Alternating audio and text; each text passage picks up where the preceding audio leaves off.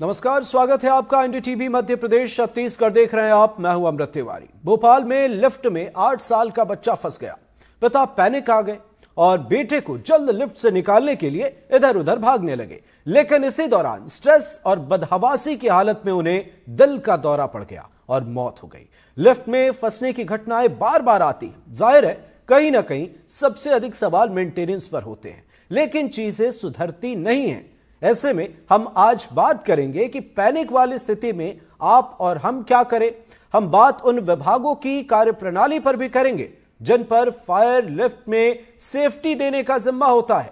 आप भी हमें कॉल कर अपना सवाल पूछ सकते हैं। हमारा नंबर 8178999182 है। एक बार फिर आपको नंबर बता दिया और यह नंबर डिस्प्ले भी कर रहा है, आप स्क्रीन पर भी देख सकते हैं। 8178999182। पहले खास रिपोर्ट आपको दिखाते हैं, उसके बाद एक पैनल होगा हमारे साथ और इस मुद्दे पर बेहतर तरीके से समझेंगे, चर्चा करेंगे।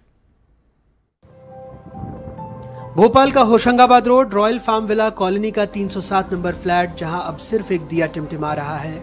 कभी यहां हंसी की आवाजें गूंजती थी, पर अब हर चीज जैसे चुप है, गुमसुम है। ऋषिराज भटनागर उम्र 51 साल, पत्नी पारुल और 2 बेटों के साथ एक आम जिंदगी जी रहे थे, जिसमें संघर्ष था, उम्मीदें थीं और पिता होने का बोझ भी। सोमवार रात की आंधी आई और अपने साथ बिजली ले गई। रात के 10 बजे होंगे। पिता ने अपने 8 साल के बेटे देवांश से कहा, जा बेटा ऊपर घर चला जा। देवांश लिफ्ट में चढ़ा ही था कि बिजली ने दम तोड़ दिया। लिफ्ट अटक गई और बच्चा अंदर फंस गया। पापा पापा, देवांश की आवाज लिफ्ट की दरारों से बाहर निकली और एक पिता के दिल को सीधा चीरती चली गई। ऋषिराज भागे, सीढ़ियां चढ़े उतरे, फिर जनरेटर तक पहुंचे। हाथ कांप रहे थे, सांसें तेज थीं और दिल शायद इस तेज रफ्तार को झेल न सका। 3 मिनट बाद लिफ्ट खुली। देवांश बाहर आ गया, लेकिन उसके पिता जमीन पर गिर चुके थे। राजधानी भोपाल के रॉयल विला फार्म में जो है ये फ्लैट है और ये लिफ्ट है। खासतौर पे लिफ्ट तीसरी मंजिल 307 नंबर फ्लैट की ओर जाती है और जिस पे ऋषिराज भटनागर रहते थे। उनको 8 साल का मासूम इसी लिफ्ट में फंस गया था। लाइट गोल हो गई थी आंधी तूफान के बीच राजधानी भोपाल में, और उसी को बचाने के लिए उसके पिता जो थे वो सामने जनरेटर चालू करने के लिए भागे थे और सीढ़ी उतरते हुए वो भागे हैं वहाँ पर। और यहीं जो घटना स्थल है, यहाँ जो पेड़ है इसके सामने उनके पिता आए और एकदम गश खा के गिर जाते हैं। और गिरने के बाद जो है उनके पिता को सीपीआर दिया जाता है और सीपीआर जैसे ही दिया जाता है, पहले एक बार वो रिवाइव करते हैं। कॉलोनी के लोग उनको लेकर जाते हैं, अस्पताल की ओर लेकर जाते हैं, लेकिन उन्हें बचाया नहीं जा सकता है। इत्तेफाक देखिए, उसी सुबह पारुल ने वट सावित्री के व्रत में अपने पति की लंबी उम्र की दुआ मांगी थी। किसे पता था कि शाम तक उनकी दुनिया उजड़ जाएगी। 3 महीने पहले उनके पिता की भी दिल का दौरा पड़ने से मौत हुई थी। चाय का प्याला अभी आधा भरा ही था। ऋषिराज न सिर्फ अपने परिवार के सहारे थे, बल्कि पूरी सोसाइटी की जिम्मेदारियां भी संभालते थे। प्रॉपर्टी डीलिंग करते थे, इंश्योरेंस का काम भी देखते थे। वो उन गिने चुने लोगों में से थे जिनका वजूद खामोशी से चलता था, लेकिन किसी की भी रीढ़ बनता था। 3rd फ्लोर से लेकर 3rd फ्लोर पे उनका घर था, तो 3rd फ्लोर से सीढ़ियों से आए, लिफ्ट तक, जनरेटर तक गए उस समय, और सडन कार्डियक अरेस्ट हुए और फिर उनका सीपीआर किया, पैनिक अटैक आया। हमारे यहाँ सिस्टर हैं, तो उन्होंने पल्स चेक करी, पल्स नहीं मिली तो उन्होंने सीपीआर किया, वो रिवर्ट आए। फिर उन्हें तत्काल अपनी गाड़ी से रिवर्ट आने के बाद भी रिवर्ट आए, फिर उन्हें गाड़ी से हम सागर हॉस्पिटल मतलब वो लोग लेकर जा रहे थे, लेकिन रास्ते में मतलब फिर से अरेस्ट। अचानक पावर गया तो लिफ्ट बंद हो जाती है, लेकिन हमारे यहाँ बैकअप सिस्टम है, डीजी बैकअप सिस्टम, जो थोड़े टाइम में स्टार्ट हो जाता है। उस दिन अनफॉर्चुनेटली थोड़ा उसमें टाइम लग गया, तो ऋषि भाई वही देखने के लिए गए। तो हुआ ये कि वो ज़्यादा पैनिक में आ गए उस समय सडनली, जबकि इतनी पैनिक में आने की ज़रूरत नहीं होती है। वो ज़्यादा पैनिक में आ गए, दौड़ के गए, वो जनरेटर को चालू किया और वापस आए, तब तक लाइट भी आ गई थी एक्चुअली। बट इस उसमें उनकी एक्चुअली हार्ट कार्डियक अरेस्ट हुआ और उनकी अनफॉर्चुनेटली डेथ हो गई। जितनी तेज थी वो आंधी, उतनी ही ढीली थी सोसाइटी की तकनीकी व्यवस्था। जनरेटर ने वक्त पर साथ नहीं दिया। पिता भागते रहे एक मशीन के भरोसे, और उसी मशीन ने धोखा दे दिया। अपने बच्चे को घर जाने के लिए उन्होंने बोला था, जो लिफ्ट से जा रहा था, तभी अचानक लाइट चली गई थी, तो वो घबरा गए थे। लाइट जाने के बाद अंधेरा होने के कारण कि बच्चा लिफ्ट में फंस ना गया हो। इस घबराहट के कारण वो पैनिक होने के कारण उनको कुछ दौरा जैसा कोई चीज़ पड़ा था जिसके कारण वो मूर्छित हो गए थे। सभी चीज़ को जांच में लिया जाएगा कि उसमें ऑटो सिस्टम रहता है या मैनुअली स्टार्ट करना रहता है और क्या कारण रहा, इन सब चीज़ को दृष्टिगत रखते हुए जांच की जा रही है। सोसाइटी के लोग अब चुप हैं, तकनीकी खामी की बात को टाल रहे हैं, कह रहे हैं पैनिक नहीं करना था। लेकिन क्या कोई पिता अपने बच्चे की चीख सुनकर पैनिक नहीं करेगा? क्या मशीनें इंसानी जज्बात समझती हैं? 3 मिनट, बस 3 मिनट में एक घर उजड़ गया। कभी देवांश अपने पापा को कहता होगा लिफ्ट में डर लगता है, अब लिफ्ट की वो रात जिंदगी भर का डर बन चुकी है। भोपाल से अजय शर्मा की रिपोर्ट, एनडीटीवी। तो यह हादसे कभी भी किसी के साथ भी हो सकते हैं और मौजूदा वक्त में ये एक नई और बड़ी चुनौती है। चुनौती बड़ी इस वजह से है क्योंकि लाखों नहीं बल्कि करोड़ों लोग ऐसी जिंदगी जी रहे हैं जहां पर लिफ्ट का इस्तेमाल रोजाना होता है। हमारे साथ मेहमान जुड़े हुए हैं, सबसे आपका परिचय कराते हैं। हमारे साथ प्रभाकर कुमार जी हैं, एटिको एलिवेटर्स से, बहुत बहुत स्वागत है आपका। आनंद शर्मा जी हैं, सोशल वर्कर, आपका भी बहुत बहुत स्वागत है। डॉक्टर पूजा अलीपुरिया जी हैं, इंटरनल मेडिसिन से, आपका भी बहुत बहुत स्वागत है। पंकज खरे साहब हैं हमारे साथ, फायर इंचार्ज बीएमसी, आपका भी बहुत बहुत स्वागत है। नंदन नरुला साहब हैं, स्थानीय निवासी, और हमारे सहयोगी अजय शर्मा हमारे साथ जुड़े हुए हैं। सबसे पहले अजय आपसे एक अपडेट लेना चाहेंगे, उसके बाद अपने गेस्ट के पास पहुंचेंगे। अजय बताएं आप एक बार ये मामला क्या है, किस तरीके की अभी चुनौती बनी हुई है, मेंटेनेंस का क्या कहना है इस मामले में? देखिए अमृत, प्री मानसून एक्टिविटी समूचे देश भर में चल रही है। मध्य प्रदेश भी उसका एक हिस्सा है। रोजाना शाम से लेकर रात तक तेज आंधी तूफान के बीच बारिश होती है। समूचे भोपाल में पावर कट होता है और उन्हीं पावर कट के बीच में कई परेशानियों और कई चुनौतियों का सामना कई रहवासियों को करना पड़ता है। ऐसे ही दुर्भाग्यजनक हालातों का सामना करना पड़ा था भोपाल के इसी जहाँ निरुपम पालम विला जो इलाका है, यहाँ पर मैं मौजूद हूँ, उसका ये फेस 1 है और 307 नंबर फ्लैट पर रहते हैं ऋषिराज भटनागर, और यही वो लिफ्ट है जिसमें उनका बेटा 8 साल का देवांश फंसा था। और जब उस समय लाइट पावर कट था और पिता ने उसको नीचे से ऊपर की ओर भेजा था कि इन सीढ़ियों के सहारे बेटा तुम ऊपर चले जाओ, लेकिन बेटे वो लिफ्ट से गया हुआ था। पिता इससे ऊपर नीचे उसको देखते रहे। जैसे उसने पिता को आवाज़ मारी, उसके बाद जब लाइट नहीं था तो पिता वहाँ से ऑटोमेटिक पावर ले लेता है, बैकअप ले लेता है, लिफ्ट ले लेती है जनरेटर से। लेकिन सामने जो आपको जनरेटर दिखाता हूँ, जेनसेट लगा होगा, मेरे कैमरा सही हो कि आपको जेनसेट दिखाएंगे, ब्लू कलर का, नीले रंग का वो जेनसेट आप तस्वीरों में देख सकते हैं। जहाँ तक वो पहुँचे, लिफ्ट से लेके उस जेनसेट तक वो जाते हैं और वहाँ से जेनसेट उसके पहले ही चालू हो जाता है, लाइट बह जाती है, इतने में भागते हुए वो यहाँ पर आते हैं। तो ये जो एरिया है, यहाँ आपको एक स्पीड ब्रेकर दिख रहा है जहाँ मैं दिखा रहा हूँ, यहीं पे वो गश खा के गिर जाते हैं। और गश खा के गिरते हैं, इतने में देवांश भी, इस पूरे मल्टी में लाइट आ जाती है और देवांश भी उस लिफ्ट में जहाँ फंसा था, नीचे ही फंसा था, वो वहाँ से निकल के बाहर आ जाता है। लिफ्ट खुल जाती है लाइट पावर सप्लाई मिलते ही। तो अब यहाँ पे उनको CPR दिया जाता है नीचे ही, और देवांश भी खड़ा खड़ा ये सब देखता है कि उसके पिता को क्या हो गया। लेकिन उसे ये मालूम होता है कि कुछ देर पहले वो लिफ्ट के अंदर अपने पिता को पुकार रहा था। जब लिफ्ट के अंदर घुप अंधेरा था, वहाँ पर जब पिता को आवाज़ मार रहा था तो पिता कह रहे थे रुक जाओ 2 मिनट के लिए, लाइट आती छूका, लाइट आती है, मैं पावर बैकअप लेता हूँ और लिफ्ट का जो लाइट है उसको पावर देता हूँ, जेनसेट चालू हो रहा है, सब्र बना के रखो। लेकिन चूंकि बच्चा था, पहली बार घुप अंधेरे में डर गया, लिहाजा उसकी जो चीखें थी वो पिता को और पैनिक कर रही थी। ऋषिराज बहुत ज्यादा तनाव में थे। बिल्कुल। ये तस्वीरें बहुत दुखद है। अजय आपके पास आते हैं, हमारे साथ स्थानीय निवासी नंदन नरुला साहब है। नंदन जी, अब क्या स्थिति है वहां, किस तरीके से इसे देखा जा रहा है, क्या तकलीफ है, क्या मांगे हैं इस घटना के सामने आने के बाद?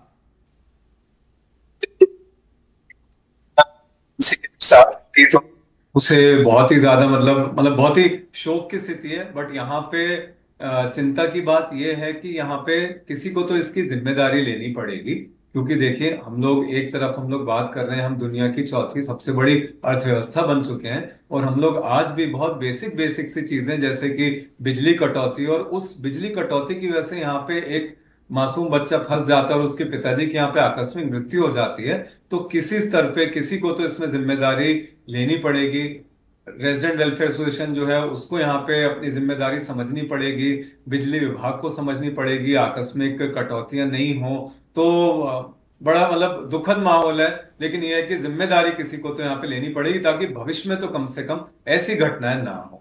बिल्कुल सही आपने कहा, जिम्मेदारी तो लेनी होगी और किसी को तो आगे आना होगा ऐसे मामलों को लेकर, क्योंकि लाखों नहीं करोड़ों लोगों की जिंदगी है। प्रभाकर जी हमारे साथ एटिको एलिवेटर्स ग्रुप से, और ये कंपनी जो है ये लिफ्ट बनाती है, लिफ्ट के सर्विस, लिफ्ट को लेकर उसकी सर्विस प्रोवाइड करती है। प्रभाकर जी, क्या चुनौतियां आती हैं? आप चीजें बेहतर देते हैं या वहां पर कोई नेगोशिएशन होता है? आखिर क्या वजह है जिस वजह से कंपनी का ये कहना होता है कि सारी चीजें बहुत बढ़िया हैं, बैकअप भी है, पर हकीकत में वो बैकअप मिलता नहीं है? Sir thank you sir. आपके जवाब में मैं ये कहना चाहता हूं, पहले जो घटना है इससे मैं रिलेट करना चाहूँगा। जो पावर गई, पावर जाते ही इमीडिएटली एक सिस्टम लगा होता है लिफ्ट के अंदर जिससे ऑटोमेटिक रेस्क्यू डिवाइस करते हैं, वो इमीडिएटली कुछ सेकेंड्स में ऑपरेट हो जाता है और लिफ्ट ऑटोमेटिकली नियरेस्ट फ्लोर पे आके डोर को ओपन कर देती है, जिससे जो भी पैसेंजर्स है उसमें ट्रैवल कर रहा है वो बाहर आ जाता है। इसके बाद लिफ्ट पावर बैकअप पे जाती है। अपार्ट फ्रॉम दैट लिफ्ट के अंदर इमरजेंसी लाइट होती है, इमरजेंसी अलार्म होते हैं, इंटरकॉम सिस्टम होते हैं। ये सारे सेफ्टी फीचर्स ऑलरेडी आज के डेट में सारे लिफ्ट में मैंडेटरी है। तो ये लिफ्ट को एआरडी को वहाँ पे फंक्शन करना चाहिए था, जो कि नहीं किया और 3 मिनट तक बच्चा लिफ्ट के अंदर फंसा रहा, जिससे ये दुखद घटना हुई। मेरा मानना ये है कि कई बार हम लिफ्ट को लेकर के, लिफ्ट एक सेफ्टी इक्विपमेंट है जो वर्टिकल ट्रांसपोर्टेशन का एक मोड है जिसमें हम ऊपर से नीचे की तरफ ट्रेवल करते हैं और इसमें पैसेंजर्स के हाथ में कोई कमांड नहीं होता। टोटली हम टेक्नोलॉजी पर डिपेंडेंट होते हैं, टोटली हम मैकेनिज्म पे, मशीन पर डिपेंडेंट होते हैं। तो इसमें जो इक्विपमेंट्स मैंडेटरी आईएस में मेंशन किए गए हैं, हमारे इंडियन स्टैंडर्ड्स में मेंशन किए गए हैं, उसको फॉलो करना चाहिए। हर एक लिफ्ट कंपनी को बेसिक सेफ्टी तो होने ही होने चाहिए sir, like ARD. Prabhakar ji बिल्कुल आप सही कह रहे हैं, लेकिन आखिर कहीं तो मुश्किल है जिस वजह से इमरजेंसी सिचुएशन में ये चीजें बेहतर नहीं होती।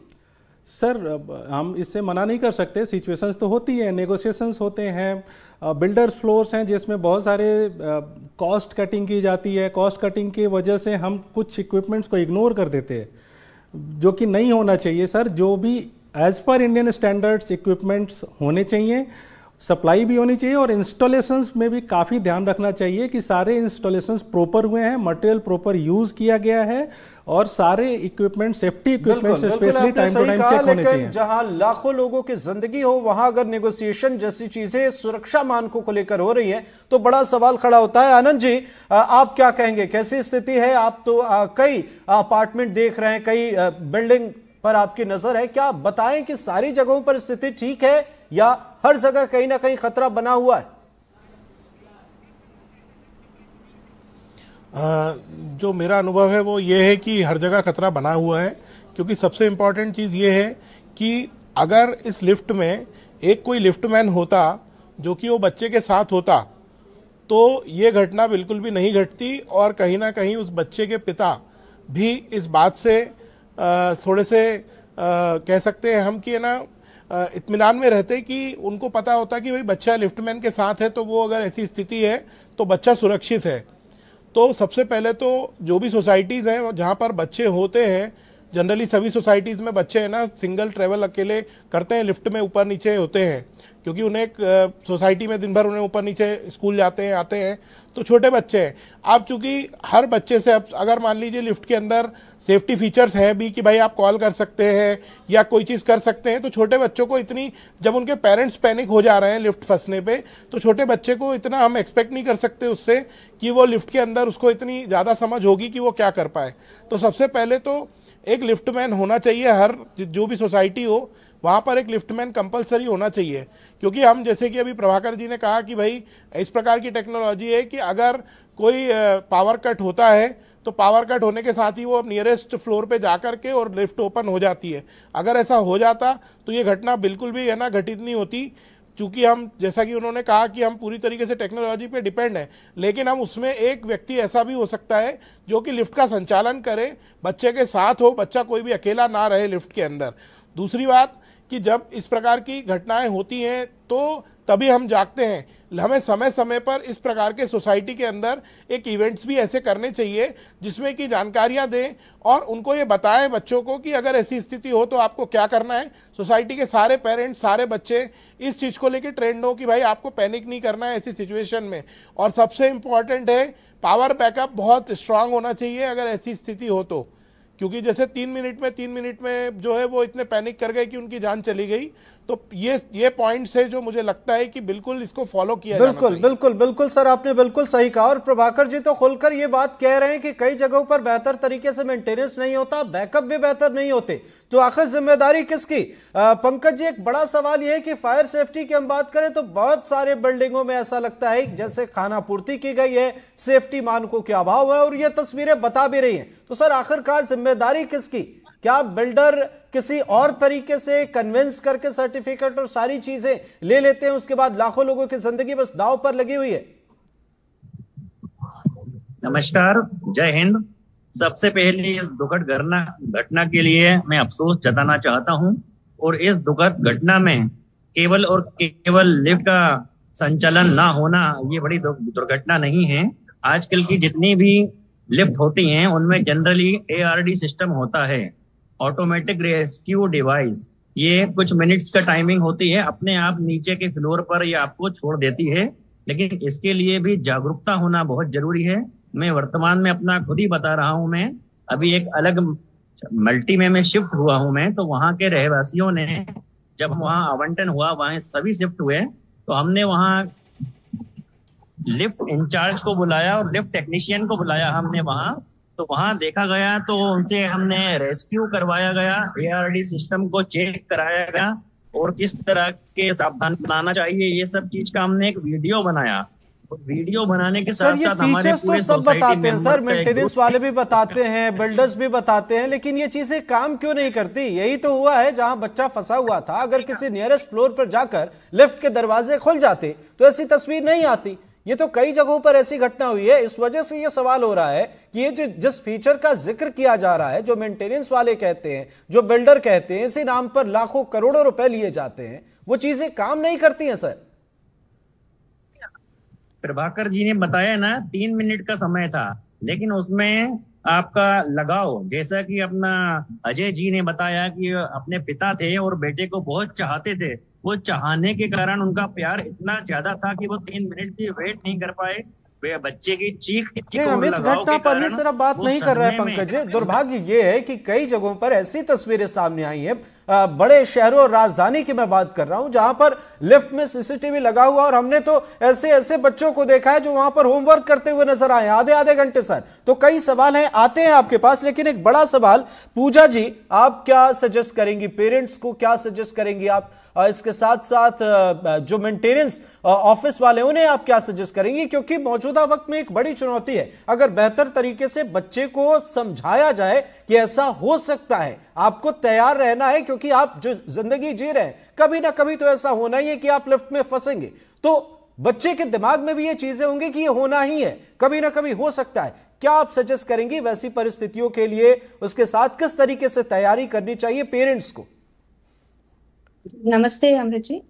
हाँ जी, ये जो बच्चों के लिए तो मेन है कि पैनिक ना हो ऐसे सिचुएशन में, ठीक है। एंड पेरेंट्स के लिए भी कि जैसे उनको जो साथ में है उनको सब आश्वासन दे कि ठीक हो जाएगा, कि पैनिक ना होना है, क्योंकि स्ट्रेस के टाइम पे बॉडी रेस्पॉन्स करती है कुछ स्ट्रेस हार्मोन्स प्रोड्यूस करके, जैसे कि एड्रेनालिन एंड कॉर्टिसोल। तो इसके कारण हार्ट रेट बढ़ जाना, BP बढ़ जाना, सांसें तेज हो जाना, इसके कारण सडन फिर जो चेंजेस आती हैं बॉडी में, जैसे सडन कार्डियक अरेस्ट होना, जैसे दिल का दौरा पड़ना, या अरिथमियाज होना, या हाई BP के कारण स्ट्रोक होना, तो ये सारी कंडीशंस इसके कारण होती है। तो मेन है कि पैनिक ना हो, पैनिक ना करें बच्चों को भी एंड पेरेंट्स भी ऐसे सिचुएशन में। बिल्कुल। प्रभाकर जी, एक बड़ा सवाल जो यहाँ पर हमारे साथ पंकज जी ने भी कहा है कि उन्होंने भी एक अभियान चलाया था, उसमें कई चीजें उन्होंने देखी है, लेकिन आखिर खामियां हैं, उससे हम इनकार नहीं कर सकते, आप भी इनकार नहीं कर सकते। कई जगहों से ऐसी तस्वीरें सामने आती हैं, तो आखिर लूप होल कहाँ है? सर बिल्कुल नहीं कर सकते, आप बिल्कुल सही कह रहे हैं। टेक्नोलॉजी के साथ साथ सोशल अवेयरनेस भी बहुत इंपॉर्टेंट है आज की डेट में। हमने लिफ्ट के अंदर डू एंड डोंट्स लगाया हुआ है, क्या करना है आपको, क्या नहीं करना है, ऑलरेडी लिफ्ट में चिपका होता है, लेकिन उसको देख के भी लोग इग्नोर करते हैं। पहला रूल सर, सबसे पहला लिखा होता है कि छोटे बच्चों को लिफ्ट में अकेला ट्रेवल नहीं करने दें। ऑलरेडी सारे डू एंड डोंट्स में लिखा होता है सर, लेकिन कोई इसको फॉलो नहीं करता है। तो सोसाइटी को अवेयर कराना बहुत ज़रूरी है। कैसे काम को, कैसे लिफ्ट को ऑपरेट करें, क्या ट्रेवल करने के लिए क्या हमारे प्रोटोकॉल्स होने चाहिए, उसको फॉलो करें।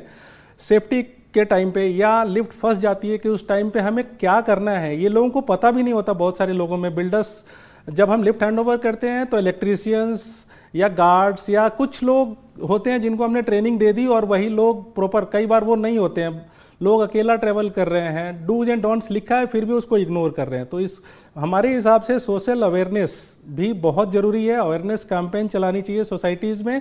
सारे रेसिडेंट्स को हमें एक बार ये बताना ज़रूरी हो गया है आज की डेट में कि लिफ्ट में फंसने के टाइम पे क्या करें, क्या ना करें। बिल्कुल आपने सही कहा, बिल्कुल आपने सही कहा। पंकज जी, एक बड़ा सवाल यह है कि कई ऐसे अपार्टमेंट मैं जानता हूं, मैं पर्सनली अपनी बात करूं तो वहां पर लिफ्ट में कैमरा भी नहीं है सर, वहां पर लिफ्ट में अलार्म बटन है, पता नहीं वो काम करता है नहीं करता है। तो क्या इसके लिए कोई मुकम्मल अभियान चलाया जा सकता है या क्या किया जा सकता है जिससे कम से कम बिल्डर्स के सामने ये एक बड़ी चुनौती हो, मेंटेनेंस के सामने बड़ी चुनौती हो कि कम से कम वो विभागीय कार्रवाई और इन चीजों के वजह से ही कम से कम कैमरे लगाएं, कम से कम एक बेहतर विकल्प दे लोगों के सामने। बिल्कुल आपने सही कहा है। और अभी वर्तमान में मैं आपके प्रोग्राम में शामिल हुआ हूं। अभी वर्तमान में भी भोपाल में हॉस्पिटल्स की चेकिंग चल रही है, फायर फाइटिंग संबंधी चेकिंग चल रही है। तो मैं ये बताना चाहता हूँ, फायर से प्लस लिफ्ट का दोनों का मैं ऐड करना चाह रहा हूँ। कई सोसाइटियां ऐसी होती हैं जहां बिल्डर हैंड ओवर कर देते हैं, बिल्डर का वहां हैंड ओवर कर देते हैं सोसाइटियों को, लेकिन सोसाइटियों का जो मेंटेनेंस अमाउंट है वो बहुत कम होता है। बिल्कुल सर, लेकिन एनओसी सर्टिफिकेट भी तो मिल जाता है ना सर। ये सारी चीजें, इन सारी चीजों को नजरअंदाज करके ही तो मिलता होगा सर। बिल्कुल बिल्कुल, मैं अभी बता रहा हूँ, कई रेसिडेंशियल अपार्टमेंट ऐसे होते हैं जहां मेंटेनेंस का अमाउंट कम होने के कारण वो फायर फाइटिंग सिस्टम भी उनके धूमिल हैं, चल नहीं रहे हैं, और ना ही वो अपने लिफ्ट को मेंटेन करते हैं। केवल लिफ्ट में अचानक से कुछ समस्याएं आती हैं तो वो रिपेयर करवा लेते हैं, ना उनकी एएमसी लेते हैं और ना उनके जो अमाउंट वो पार्ट्स होते हैं उन पार्ट्सों को चेंज करवाया जाता है। केवल कम अमाउंट, कम बजट के कारण रिस्क में भी आ जाते हैं। और यदि यहाँ मिसरोद में जो ये घटना हुई है, शायद वहां भी कुछ ऐसा ही मामला हुआ होगा, नहीं तो उधर भी 3 मिनट में अपना डोर खुल गया था, एआरजी सिस्टम जो बैकअप था वो ऑन था। ठीक है सर, इस हादसे के बाद ऐसी तस्वीरें सामने आई हैं, इसके बाद क्या उम्मीद करें जिम्मेदारों से, प्रशासन से? सभी को सबसे पहले प्रभाकर जी ने भी बताया, नंदन जी ने भी बताया, हम अच्छे से अच्छी लिफ्ट लगा सकते हैं। जैसे मैंने मेरा खुद का बताया, ओमेगा लिफ्ट है, लेकिन जागरूक करना, अपनी पूजा मैम ने भी यही बताया, जागरूकता बहुत जरूरी है। अंदर कई प्रिकॉशंस लिखे हुए होते हैं लेकिन बच्चे पढ़ते नहीं है, सोसाइटी के मेंबर्स पढ़ते नहीं है। यदि ये घटना नहीं होती, यदि ये प्रिपेयर होते, बच्चों को, उस बच्चे को ट्रेनिंग दी होती और प्रशिक्षण दिया होता और उनके पिताजी भी यदि संभले हुए होते। जागरूकता तो जरूरी है पंकज जी, लेकिन जो खामियां हैं जिसे छुपा लिया जाता है उसके लिए क्या कहेंगे आप? उसके लिए सरकार को सख्त होना होगा, सख्त कार्रवाई करनी होगी। केवल फॉर्मेलिटी के लिए आदेश जारी नहीं करना होगा, कहीं ना कहीं ऐसी पेनल्टी, जुर्माना लगाना होगा जिससे दूसरों को भी शिक्षा मिले। बिल्कुल सही आपने कहा। और ये एक मौजूदा वक्त में एक बड़ी चुनौती भी है। और हमारे साथ आनंद नंदन जी भी है, नंदन निरुला साहब स्थानीय निवासी है। नंदन जी, अब आपने सुना यहाँ पर, खासकर पूजा जी को आपने सुना, वो बता रही किस तरीके से बच्चों को समझाने की जरूरत है, साथ ही क्या कुछ चीजें हैं, हर एक डिपार्टमेंट के लोग यहाँ पर हैं, क्या कहेंगे आप? क्या उम्मीद करते हैं, क्या आप सेटिस्फाई हैं जो यहाँ पर स्टेटमेंट सभी ने दिए हैं, जो बातें उन्होंने बताई हैं?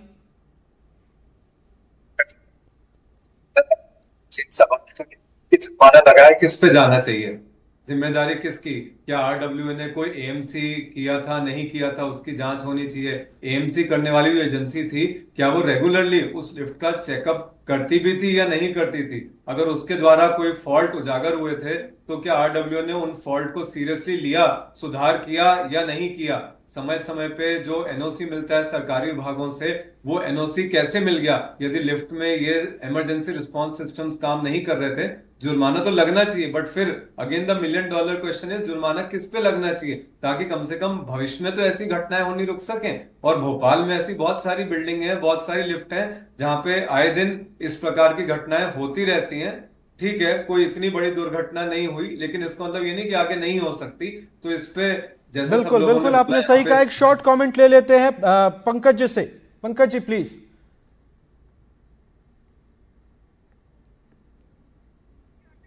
पंकज जी के पास आवाज नहीं पहुंच रही। खैर एक ये बड़ी चुनौती है, लेकिन इन सारी चीजों के बीच मैं जरूर ये आपसे कहना चाहता हूं कि आपके जो बच्चे हैं, छोटे बच्चे हैं, कोशिश कीजिए उन्हें एक डब्बा बिस्किट का दीजिए, एक छोटी पानी की बोतल दीजिए और उनसे हर रोज ये कहिए कि बेटा अगर आप लिफ्ट में फंस गए तो आप ये बिस्किट खा लेना, ये पानी पी लेना। कैसे भी उनके दिमाग में ये चीजें 100% होनी चाहिए कि ये आज नहीं तो कल होना ही है, और उस परिस्थिति में आपको वहां इंतजार करना है। आप अपना होमवर्क कर सकते हैं, आप कुछ भी कर सकते हैं, आप इंतजार करें, आपको घबराना नहीं है। और हर एक पेरेंट से मेरी ये अपील है कि आप अपने बच्चे से ये बात हर रोज कहें ताकि उसके दिमाग में एक स्पेस बन जाए ऐसी परिस्थिति के लिए। हमारे इस खास बुलेटिन में, हमारे इस खास कार्यक्रम में फिलहाल इतना ही, और हमारे साथ तमाम मेहमान जुड़े, आप सभी का बहुत बहुत शुक्रिया।